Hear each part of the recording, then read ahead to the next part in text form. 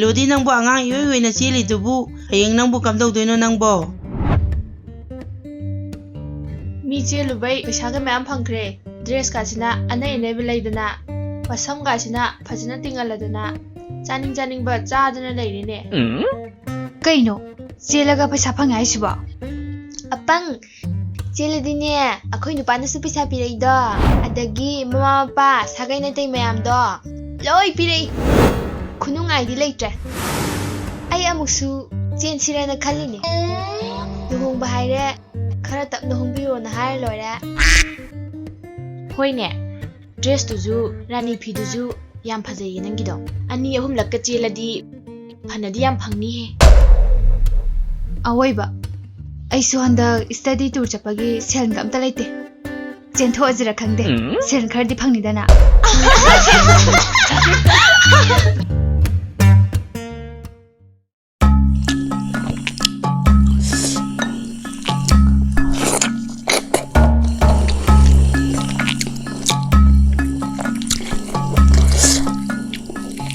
Mai mita kalau kadang nak dekat tadi aku dia ikut dom yang warobi wah.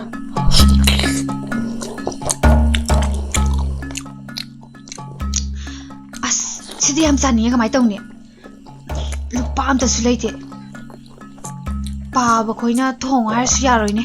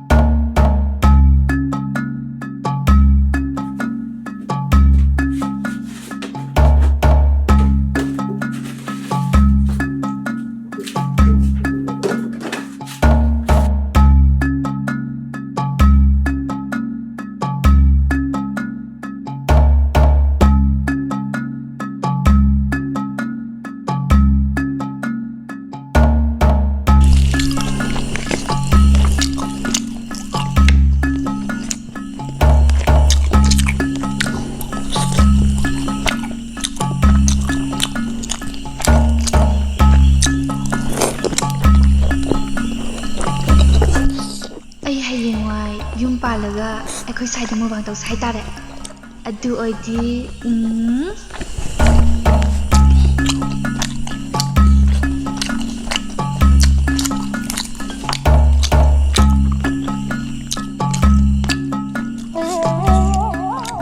apang cheladine akhoi nupa na su pesa pirei do adagi mama pa sagai na tai mayam do loi pirei khunungai di leitre ai amusu chen sirana khalini luhong bahaire khara tapna hongbiro na har loira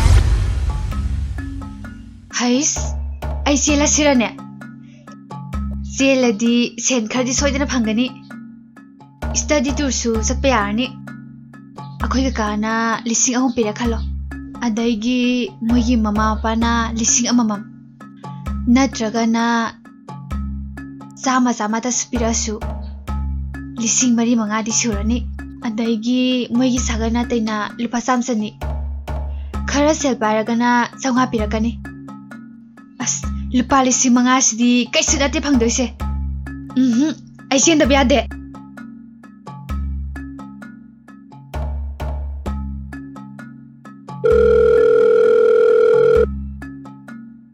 hello kaka tai kai dorage ai khoi ni sela se wati warem taning deko thamamda ai nga lairaga dorake ai masinu pa siengo ai ne ikak tana ne ko atopa nu pa de chen ki do niengo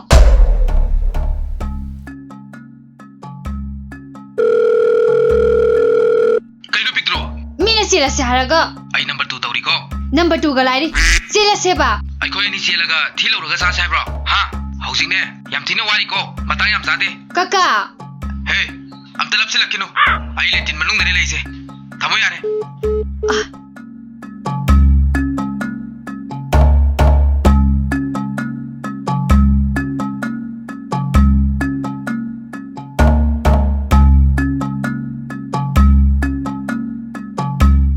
Hauji kakana saurasu horen thenge yanida.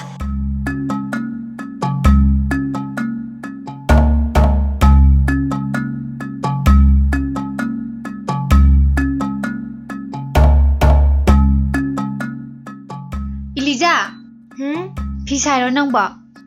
Kaidorage. Nang selga lebra, kita pujage. As, laiti hebima, maruhunna basenga konadri. Karam kano hondoino nangi maruptuba. Hangchitni. Adudine sapsare. Nangi seldo ai nang naba pirage. Nangonda leido ai laurage. Mathoi su hapirage ba. Kai leibaino nangbo. Kai de shenamu piroktuba. Aido chilage na khanbani. Ada phurika se juchab amta leitaba. Amta leidirdi ibema. Amu nupa memda thamambadane. Mina nongna ni tawbani. Kaino haisibo? Nang chendorobo? Aigi sendo lothoga chengrage sinine. Yaro. Akoi shen gamta leiti. As nang sidiba talli he.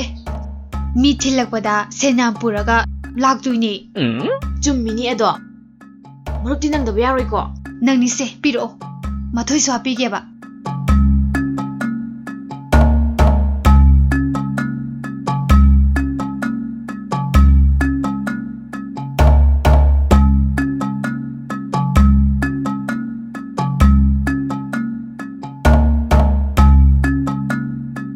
Ado asaputo khayamna porau ko. Nang na hayuba kaka akhoi di miyam yame. Singhar do phong saboina leiro hayu ko. Amu hana gi jajikto porakani ko. Ai su khange kaidorage. Ai gibu no pa yabrane. Ado khara tangba ma leiraga lilo furito. Kai de no he. Yam tambaga ne leiba ya ponte. Nupa mayumdene thamamdusi. Ado ai salage ko.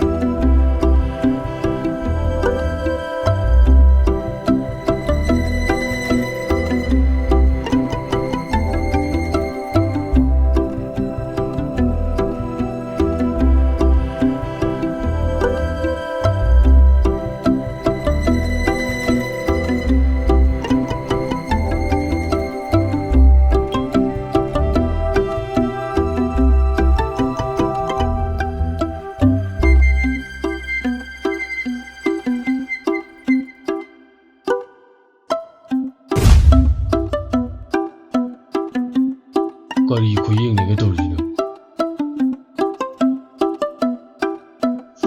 Masi swape abrenge. Pictro, kaidore? Ok lok doro. Danutan, oksa se kizida kaya pige. Chahum yang khai leine. Kaya lok dunu nangbo. Kakla ke se. Hawdu ni, sajau ni se. Udra se. Kizimta sot kaya gadro. Hera Pictro. Dukan se hangda ngai ri ko. Khulanga bu kaudri bit ka loi hali wani. Hangsit pige ba. Lupa yang kaya hena tum pige. Sahum nang kaya nahdai ne. Samli dum bithoke. Ngasi dum pibo kaidoroge. Hangsi da mu pinadraso. Hangsit se ai sen khara lak to leiba. Aduini. Ngasi do phara khara tai to bani. Khulanga ju kaudri ado hayengumba pibidi yarodro. Hayeng diaru ye. Ai thaba ama chatkani ba. Aduini. Khulang khado. Se sigi lupa tarasina ne kauro. Ai hena dum bige basel do. Ado nang hangsi ti soinu ko.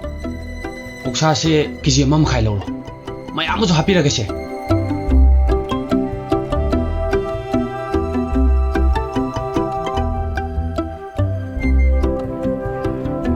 On talk no mod keda. Ko कौन खासे इसा नुपी मा लेने तौरिसिना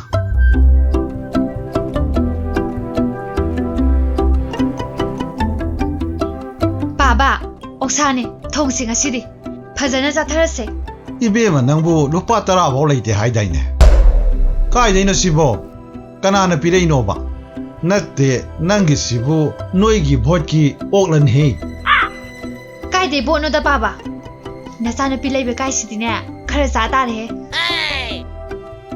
नंगी सि नखोइगी अमा अमदना पिरेइब्रेन हे हायोने आइदी नंगसे नुपागा मत फंगमदो मानद्रबनी फंगदी fungi बोरेको पाबा तारिंगदिको पाबन औथोंबसे फजना दहेबनी ngasi पाबना खरा तौ तारे हे करीनो अलुनुसु अमत लेते मरोय मपांगसु लेते करीना थोंगदोइनो हा कमाई तौदोइनो मी अस बिट का लेते दा तौरिसे दुकान दे दुम सोलो यारेदा हांसिकाक्सिबो अदुम थिनबा हलकपगा सिंबा याबासिदा होइदा सोलोरागे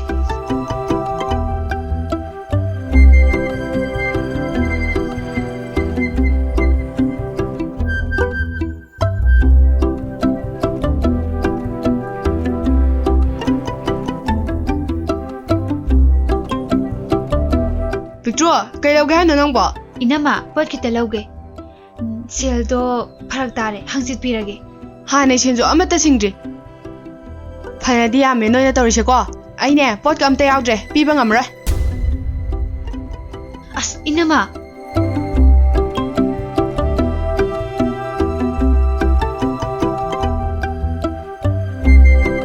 Kay lawge no? Bebem taloge. Ado di yaudre ne bunga. Hangsit piba yabasibu. Alu bujia hoine piro tadi.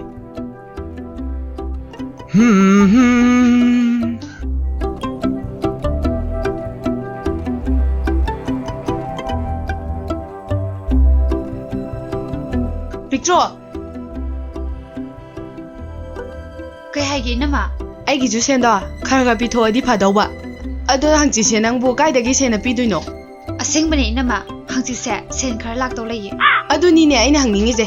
Kari sudana nang na kari sel tho ige ba. Na pa phange nang ga chap mane. Aido selage tau bane. Ada phangakwa sel duna hanagi inamagi leiramba sel kai ka do loina singdoge. Nang je singine pangde ba. Ja ja ni. Chelaga nupa mayum dagi sel pire eju khangiye ba. Moigi sagai na taisuna yam saw bane. Mi singduna samsani ta pirasu phana diam nida. Se kai lawge ha bano. Acha poi ke ka haimi ka se khar pugo. Nang thilakpada ai laktoini aduga pira uko. Hoi inama. Kari lawge ha bano nang ba.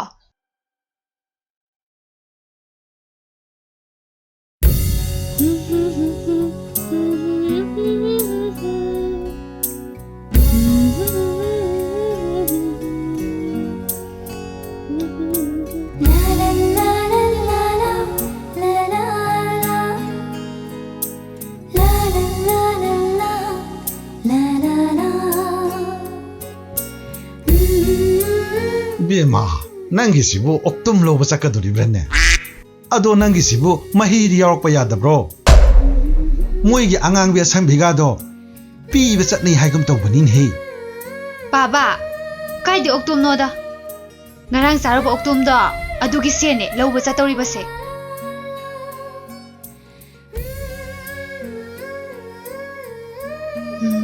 Jilagadi sene hanma se thamam loine. Aduna phajaba hanma tongba yade. Aman boina tonglaba. Baba, nangi senan se itongage. kaino hai sibo hai atat pa man basibu nang bu karam na tong dori banon he Yani ba Baba, piro se. Baba gine hanbam lebige bai. nang di karai di sena ahan ba isana bu lebi ni hada bedine se tong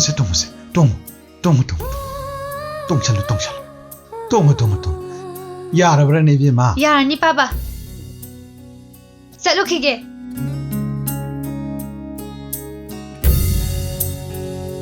Thoba Victor. Ado poto khara phajana puro hayu ko. ngahan melody gi chen badu sune acha pot to phajade ba nangi di khara phaja lau ko nabe mai dine yenguse thi ne kane nupa du ne khojina sik tena ne nei yengo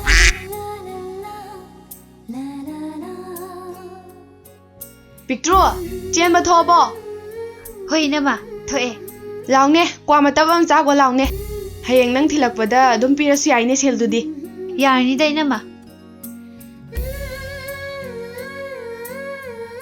Pictro shelo bu chali ro aw chatle shelo bu chalam dai ra khang de yam phajai ko ngasi de ado kadai do nang na shelo bu chali du bo noi bo hoi taro hayeng khangani danu tan ai chatle ko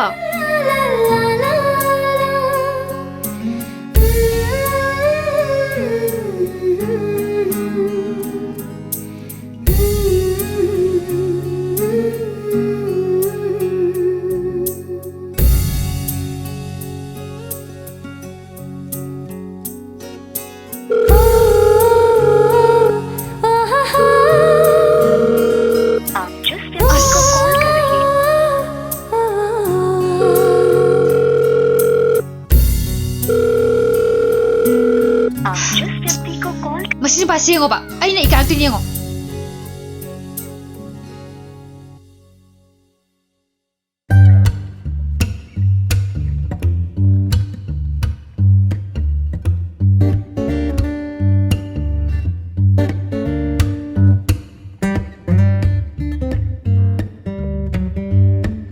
nupasu ani sune ko hawda ba ibu hawjukpu mana phoi par ba kai doge base ngarang na chen se habase yana khrabane ba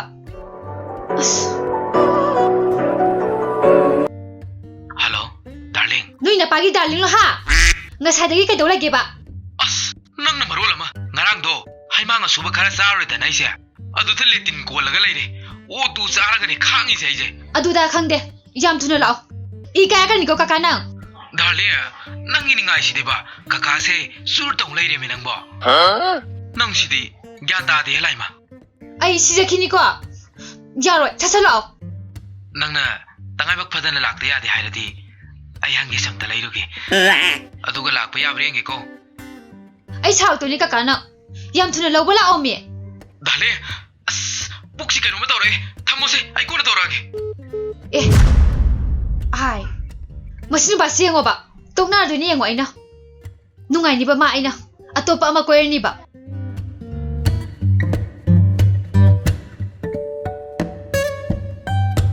nang ni se piro mathoi so pige ba hangsit pige ba lupa yang khai hena dum pige so hum nang khai nai dai ne aseng bani na ma hangsit se sen khara lak to lai as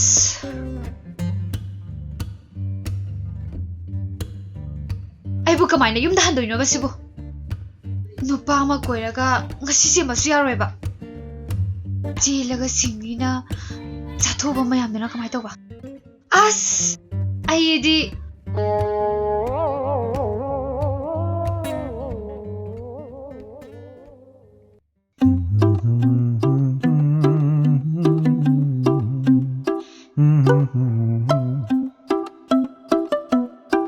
Asina kaidorabaja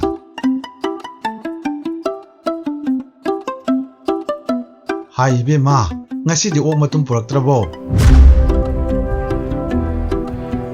Kaidorage nangbo nupa do kainarabo papa taning de ko ai ngasi sijakini ko Hai tau hai de he nupa kita maktabu Mina nongla kini nupa phangdabi ne na phangdrasu manungda phangdabaduna amani mapan tholakanu ko acha phongnarakanu papa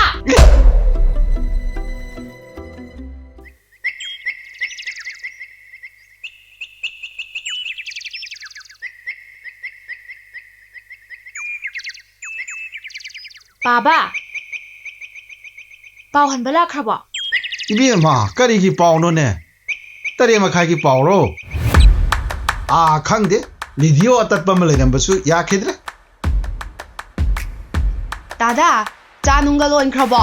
sini leita badagi thak ta ba kuire da ibi ma na bu cha thak pa lai bro Khura, bunga ꯄꯤꯛꯇ꯭ꯔꯨꯗꯨꯕꯨ ꯁꯦꯜ ꯂꯧꯕ ꯆꯠꯈꯤꯗꯨꯕꯨ ꯍꯜꯂꯛꯑꯕꯣ?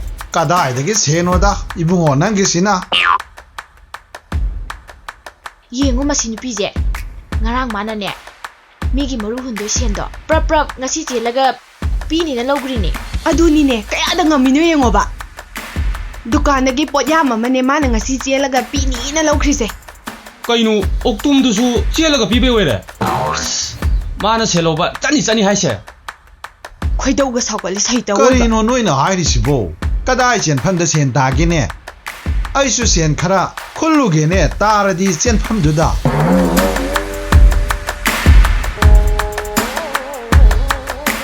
ꯊꯣꯛꯇꯤ ꯊꯣꯛꯂꯛꯑꯦꯅꯦ ꯈꯪꯒꯅꯤ ꯅꯪ ꯑꯁꯤꯒꯤ ꯂꯥ ꯑꯣꯛꯁꯣꯠꯄꯤꯁꯦ. ꯚꯥꯏ ꯏꯅꯝꯃ ꯗꯥꯅꯤꯇꯟ ꯑꯩꯅ ꯆꯦꯜꯂꯒ ꯁꯤꯡꯒꯅꯤꯅ ꯂꯧꯔꯨꯕꯁꯤꯡꯗꯣ ꯅꯣꯏ ꯁꯥꯎꯔꯅꯨ ꯑꯩ ꯉꯔꯥꯡ ꯆꯦꯟꯗ꯭ꯔꯦ. ꯍꯥ